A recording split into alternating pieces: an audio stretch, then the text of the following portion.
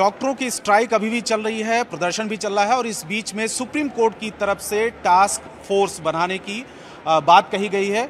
RML में ये देखें कि डॉक्टर्स अभी भी प्रदर्शन कर रहे हैं, स्ट्राइक इनकी जारी है और सुप्रीम कोर्ट के बाद सुप्रीम कोर्ट ने जो टास्क फोर्स का फैसला किया है कि ये इसका गठन किया जाएगा, उसमें सदस्य भी होंगे तमाम लोग। उसके बाद ये डॉक्टर्स क्या करेंगे आने वाले दिनों में, क्योंकि लगभग 10 दिन हो गए स्ट्राइक को और ये बड़ा सा स्क्रीन भी लगाया गया है जो आरएमएल अस्पताल के जो डॉक्टर्स पिछले कई दिनों से लगातार स्ट्राइक कर रहे हैं, हड़ताल कर रहे हैं और प्रदर्शन भी कर रहे हैं, उस स्क्रीन के जरिए जो भी सुप्रीम कोर्ट की सुनवाई लगातार चलती रही उस पर मॉनिटर करते रहे। हमारे साथ में कई डॉक्टर्स हैं। क्या नाम हुआ आपका? डॉक्टर आकाश फिदौलिया। डॉक्टर आकाश, ये बताइए कि जो सुप्रीम कोर्ट की तरफ से फैसला हुआ कि टास्क फोर्स बनाया जाएगा, उसके बाद क्या आप लोगों की स्ट्राइक जारी रहेगी? जी, सबसे पहले एट प्रेजेंट हम सुप्रीम कोर्ट के डिसीजन का वेलकम करते हैं। डॉक्टरों की जो सालों से मांग है बेसिक रिक्वायरमेंट्स की, पीने के लिए पानी की, डीडीआर की और जो बेसिक सभी छोटी मांगों का सुप्रीम कोर्ट ने ध्यान लिया और संज्ञान लिया कि डॉक्टर्स की सेफ्टी एक बहुत बड़ा मेजर इशू है और उसके लिए उन्होंने नेशनल टास्क फोर्स बनाई, उससे रिपोर्ट मांगी है। तो सबसे पहले स्वागत करेंगे ऐसे डिसीजंस का। और हमारा सवाल सरकार से ये है कि जब बंगाल सरकार हमारी नहीं सुनी थी तो वहाँ पे हाई कोर्ट ने संज्ञान लिया और केस सीबीआई को दिया। यहाँ पे सेंट्रल प्रोटेक्शन एक्ट की जब सेंट्रल गवर्नमेंट ने नहीं सुनी तो सुप्रीम कोर्ट ने संज्ञान लिया।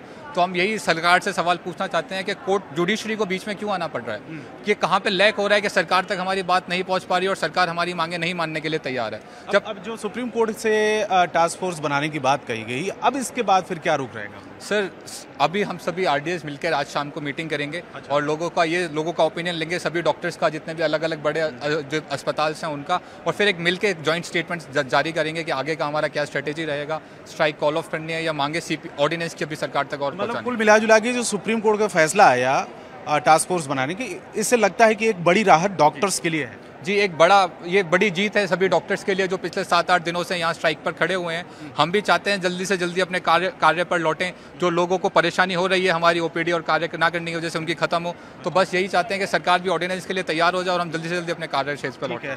और भी डॉक्टर्स की बात कर लेते हैं। आपका नाम क्या हुआ? डॉक्टर गौतम। डॉक्टर गौतम, ये बताइए कि जो टास्क फोर्स बनाने की बात कही गई है, क्या इसमें कुछ और भी होना चाहिए था या आप बड़ी जीत और बड़ी राहत मानते हैं डॉक्टर्स के लिए? डॉक्टर्स के लिए अगर सुप्रीम कोर्ट की तरफ से आदेश दिया गया है तो डॉक्टर्स के लिए राहत तो है और आगे इसका इम्प्लीमेंटेशन तो अब लोकल एडमिनिस्ट्रेशन के लेवल पे ही होना है। हाँ। तो जैसे जैसे जहाँ लोकल एडमिनिस्ट्रेशन जितना रहेगा, सक्षम रहेगा, कल जैसे मिनिस्ट्री का भी एक आदेश आया था 25% सिक्योरिटी का हम इंक्रीमेंट कर रहे हैं, तो ये एक पॉजिटिव तरफ से डायरेक्शन तो है सुप्रीम कोर्ट की तरफ से और सरकार की तरफ से दोनों। और हड़ताल के बारे में अब क्या करेंगे आप लोग? देखते हैं, अभी एक मीटिंग बुलाएंगे, उसमें फिर हम लोग डिसाइड करते हैं इस बात को कैसे करना है। अलग अलग जो ग्रुप हैं वो उनकी जो सहमति बनेगी उसके बाद ही फैसला लिया जाएगा। जी बिल्कुल।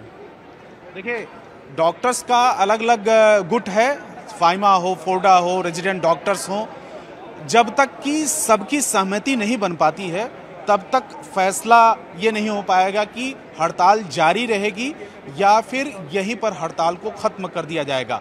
लेकिन जो इंतज़ाम है, मैं एक बार फिर दिखाना चाहूँगा कि केंद्र सरकार का जो अस्पताल है आरएमएल बड़ा अस्पताल है और यहाँ पर डॉक्टर्स लगातार इसको मॉनिटर करते रहे हैं। सुप्रीम कोर्ट की जो सुनवाई होती रही है उसके बारे में और भी कुछ डॉक्टर से बात करते हैं। मैडम ये बताइए कि क्योंकि फीमेल डॉक्टर से भी बात करना ज़रूरी है, तो ये आप लोगों ने इंतज़ाम किया था कि यहाँ पर एक स्क्रीन लगाया जाए और सुप्रीम कोर्ट की तरफ से जो भी हो रहा है उसको देखा जाए। हम एक चीज़ का बहुत खुश हैं कि जो चीफ जस्टिस ऑफ इंडिया ने बोला है वो ग्राउंड रियलिटी के बेसिस पे बोला है। जो उन्होंने बोला है कि हमारे पास एक कॉमन वॉशरूम होता है, मेल एंड फीमेल के लिए ड्यूटी रूम नहीं होती हैं, लॉन्ग आवर्स के बाद बेसिक अमेनिटीज़ प्रोवाइड नहीं होती है, खाना तो हम तो 6-8-12 घंटे बाद खाते हैं। और ये जो उन्होंने नोटिस किया कि health care workers are the most vulnerable to violence, कोई भी 2 बार नहीं सोचता हेल्थ केयर वर्कर्स पे अटैक करने से। ये और एक उन्होंने हाईलाइट किया है कि जो हम पीसफुल प्रोटेस्ट कर रहे हैं, किसी का भी पावर नहीं है कि उसको रोक लगाया जाए, ये हमारा डेमोक्रेटिक राइट है।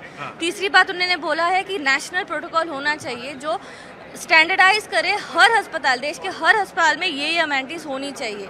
तो जो उन्होंने बोला है ग्राउंड रियलिटी के बेसिस पे बोला है, तो हम बहुत होपफुल हैं। आप मानते हैं कि सुप्रीम कोर्ट के फैसले के बाद तमाम जो देश के लाखों डॉक्टर्स को न्याय मिलता हुआ दिख रहा है? सुप्रीम कोर्ट ने कोई फैसला नहीं किया है। मतलब उनकी एक hearing टास्क फोर्स की बात कर रहा हूँ मैं। उन्होंने टास्क फोर्स और नेशनल प्रोटोकॉल को लाने की मांग की है, तो वो आनी चाहिए। उसमें जो आगे निकलता है कि क्या क्या वो इंक्लूड करेंगे, इंक्लूड नहीं करेंगे, उसके बेसिस पे ही हम बोल सकते हैं ना। अभी तो हम नहीं बोल सकते, बट जो अभी उन्होंने बोला है हम उसको वेलकम करते हैं। वेलकम है तो लेकिन स्ट्राइक अभी भी जारी रहेगी, फैसला आप लोग बाद में लेंगे?